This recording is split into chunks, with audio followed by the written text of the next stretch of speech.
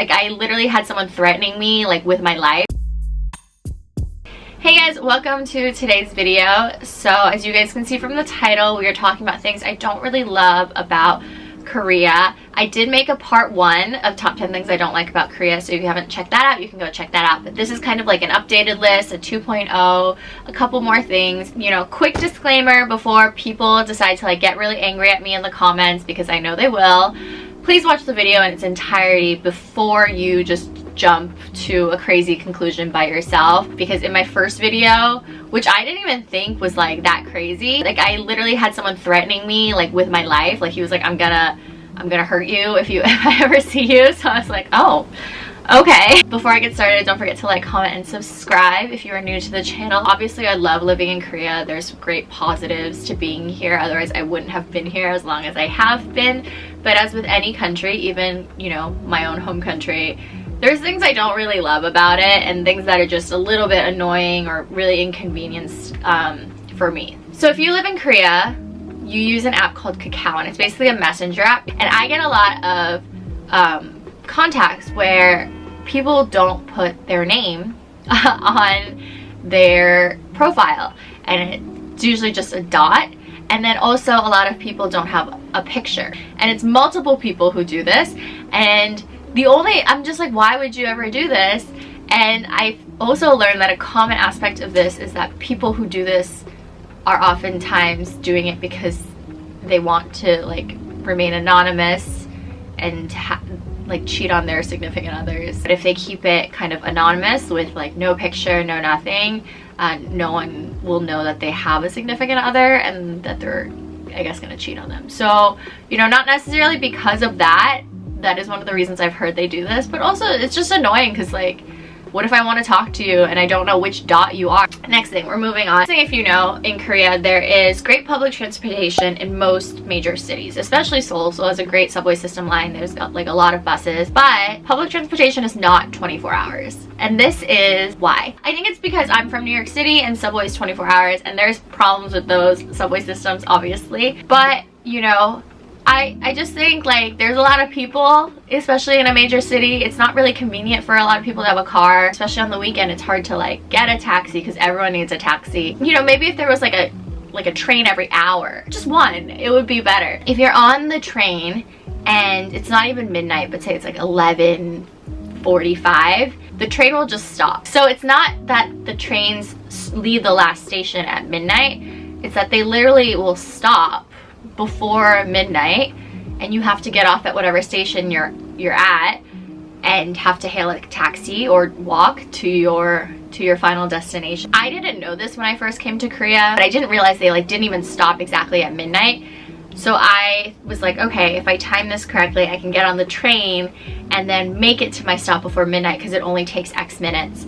But I ended up having to get off like 3 stops before because it stopped before midnight and kicked everyone off the train. And then I was like, oh no, okay, I'll have to like find a taxi in this neighborhood I don't know. And it was kind of like a desolate neighborhood. Lesson properly learned. Something annoying. Like it's not like going to detriment my life, but something to keep in mind.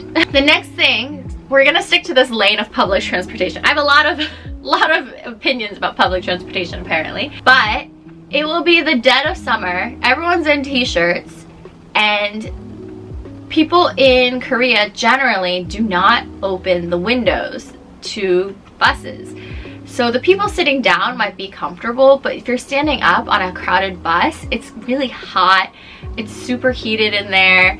You're all just like breathing in carbon dioxide. It's fascinating to me that they won't open the window. And it used to be because there used to be a lot of microdust in the air, but there were days where like it was really bad and I could understand like why you wouldn't open the window. But then there's days where it's like clear and they just, I don't know, maybe like instinctively don't open the window. If I sit down, I open it immediately because it's hot. It's hot. Why are we all trying to be like hot and gross together? That doesn't even make sense. I talked about it in my previous video about like old people and how they're like generally, their life is so YOLO and they do not give AF about your opinion or what you think or just you as an existence. Like besides just pushing you, like physically just like moving your presence out of their life on the street, is that they really like to like pick fights and like yell at people to like do something, even though you don't know them at all. If I'm putting, you know, the garbage somewhere where I think the garbage should go on the street, old people will start yelling at you and tell you not to throw it out there, even though it's like where you're supposed to put it. Or even if you don't know that that's where you're supposed to put it, it's like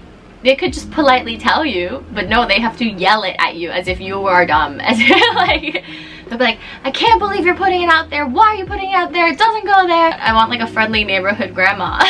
And instead I get like a vicious one. The next thing is, I genuinely think I could talk about this for a long time, but one of my biggest pet peeves in Korea is the fact that I don't have access to a variety of fruits. And I don't mean like there's not a variety of fruit. I mean there's like fruit, but only maybe 2 kinds of each fruit. And I think because I'm from America, I'm really spoiled in this aspect. Because if you've ever been to an American supermarket, I mean, it's huge. Like, our options for everything are just endless. So when I say apple, you have to be specific. Like, what kind of apple? Do you want the Granny Smith? Do you want the Honeycrisp? Do you want the Pink Lady? Like, there's like 50 apples to choose from. But in Korea, there's maybe 2 kinds of apples to choose from. It's like there's no options when it comes to that, and it's pretty much the same with every category of fresh produce. I'm basically saying, like, I will sell a valued possession to get a Honeycrisp apple at this point. But it's because they're quite strict about importing produce and vegetables because they obviously want to protect their farmers and their domestic produce. Totally understandable. But just like, you know, like a Honeycrisp apple. Okay, the next thing is Korea loves trends, as a lot of people do, you know, that's what TikTok is for. But I feel like they take things a little bit too far sometimes. There's especially like food trends I don't particularly understand.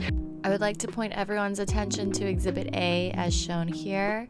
To me, they're kind of weird, and to other people, maybe they're more normal. But I'm also Asian, guys. Like, I grew up eating a lot of weird food. But there's just some things I'm like, no one asked for this. And then we're gonna keep talking about food. I have a lot of complaints about food, apparently. For a country that loves cheese, there's not good cheese options here. I'm always looking for good Parmesan cheese. I've been on the hunt now for a few years here, and I've yet to find it. I'm sure if you've like watched Korean content on TikTok or YouTube or whatever, you've seen people going to amusement parks. And for me, amusement parks here are really more about like the novelty and like the aspect of going to amusement parks. My complaint, it's because I'm coming from America. When I go on a ride, like a roller coaster or like some sort of like moving thing, I want to feel like a sense of danger. I don't know if this is an unpopular opinion, but I just find Korea amusement parks quite boring because there's no aspect of danger. Like, I don't know if this is like a complaint, but it's more like a PSA in case anyone goes to these amusement parks assuming that they are like amusement parks. They're kind of like, they're specifically for little kids. So like as an adult going to them, they're kind of like not that exciting. I forgot to film this part, but this is a PSA. My least favorite food in the world are these. These are sea squirts. They're called monge. I do not recommend eating these. I hate them very much. One of my last things is what people don't realize a lot of times before they come to Korea is how big the smoking culture here is in Korea. So there are in Korea, at least I will say most places have like designated smoking areas, but it's interesting because they don't like put out their cigarette, like they don't throw their cigarette on the ground and then stomp on it and walk away. They literally just toss it, which I'm surprised there's not more fires set in Korea, to be honest. But also sometimes I will just be walking on the street and someone's just tossed their cigarette in my direction. What if that burned me? Like, I was literally this close to burning me. They're more like, well, you were walking, so you were in my way, even though you were just minding your own business. And if you come to Korea, you'll know what I mean. It's that whole concept of like people complaining about like everyone's spitting everywhere. It's kind of like the same thing, but with cigarettes, so like with fire.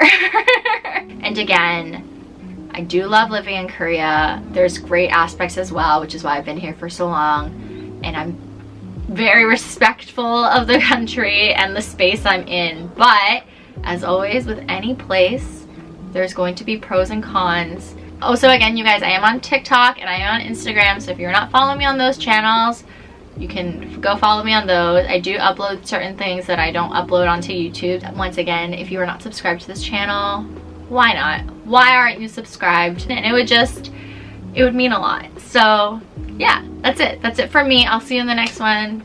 Don't forget to like, comment, and subscribe. Bye.